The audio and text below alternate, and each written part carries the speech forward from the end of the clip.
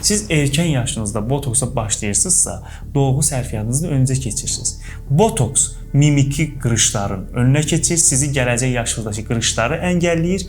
Dolğu isə botoksa gec başlamısınız, bunu mən bu cür bütün pasientlərə izah edirəm. Botoksa gec başlamısınız, artıq sizin qırışıqlar oluşub. Bunu yalandan istəyir botoksla vurun. O botoks qırışıqlıq açmır. Altında biz hipertrofik skar deyirik də biz buna. Yəni hipertrofik çökmələr və çapıqlar deyirik.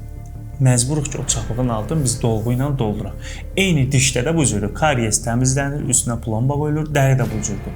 Dərinin altı separasiya olunaraq dolğu qoyulur və dərini əvvəlki yaşına, əvvəlki vəziyyətinə qaytarır. Mən bunu bütün pasientlərimə izah edirəm. Biri toksindir, botulinum toksin, digəri isə hyaluronik turşusu dediyimiz, hyaluronik asid dediyimiz insan bədənində, insan gözündə, insan oynaqlarında təbii dolğudan biz istifadə edirik. Bir daha vurğulayıram, təbii olmayan dolğulardan istifadə etmirik. Bunlarda ad çəkməyə ehtiyac yoxdur. Xüsusi bizim bədənimizdə olan hyaluron turşusunu bu oynaqlar və gözdə və dəridə var. Yaşla bağlı bu enir deyə bizim qırışığımız oluşur.